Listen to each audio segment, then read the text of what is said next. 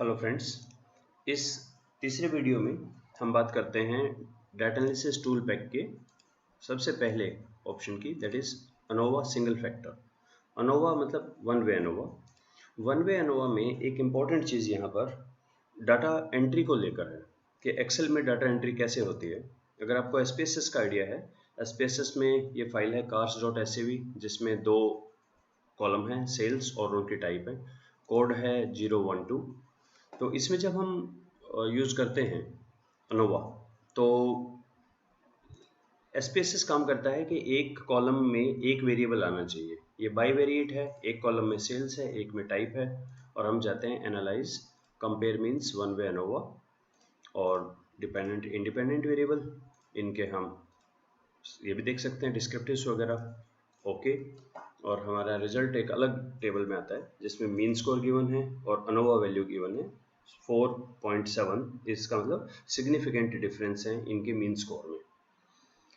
ये तो हुआ एसपीएसएस। एक्सेल में या डाटा एनालिसिस टूल पैक पे इसको कैसे काम करेंगे, तो मैं इस डाटा को अभी लेके चल रहा हूँ एक्सेल के अंदर।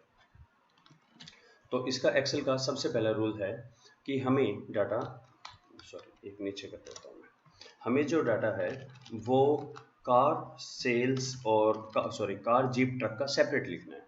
यहाँ पर तो दो कॉलम हो गए ना, इसको ऐसा नहीं चाहिए।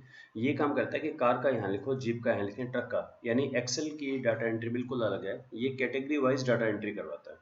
एसपीएसएस बड़ा क्लियर था कि एक कॉलम का मतलब एक वेरिएबल, लेकिन एक्सेल बोलता है नहीं, कैटेगरी वाइज डाटा एंटर करो, तो मुझे सारा कार का डाटा चाहिए। तो आइए इसकी कोशिश करें। फिल्टर डायरेक्टली देने का शॉर्टकट कंट्रोल शिफ्ट एल। देखिए कंट्रोल शिफ्ट एल फिल्टर हो जाता है। मैंने यहाँ पे किया कि मुझे पहले कार की डाटा दिखाइए।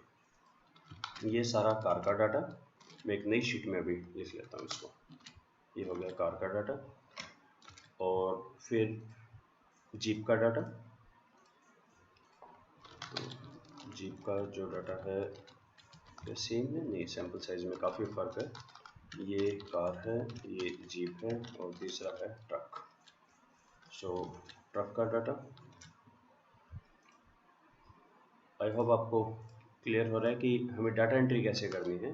डाटा एंट्री एक्सेल बिल्कुल सेपरेट मांगता है।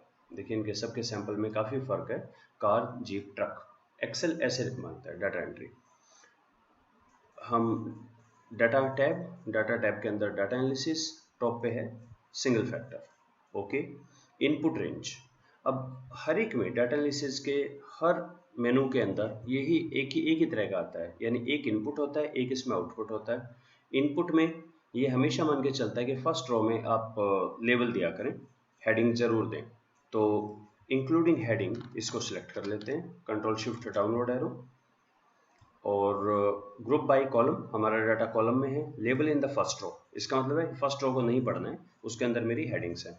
5% अल्फा पे काम करना है, और मेरा आउटपुट यहीं पे दे दे, यहाँ से शुरू करके। ठीक है, ओके। अब इन दोनों को एक बार मिला लें। कार का जो एवरेज है 60.12 है, एसपीएसएस ने दिया था 60.12, और देखिए ये एक बड़ा नंबर है 1265 है, तो एग्जैक्टली ये वही मिलेगा। ट्रक का 61.87, जीप का 60.28, टोटल अनोवा में आया 976, एफ की वैल्यू 4.76, पी वैल्यू 0.00, 9 थी ओवन कर दी। ये आपको क्रिटिकल भी देता है। क्रिटिकल वैल्यू का मतलब होता है टेबल वैल्यू।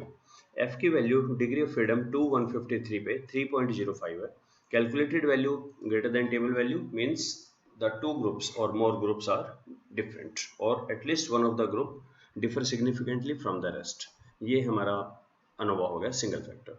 ये कहीं ज़्यादा हैंडी है, काफ़ी ज़्यादा इजी है। अगर स्पेसेस नहीं है तो आप एक्सेल के अंदर ही ये काम कर सकते हैं।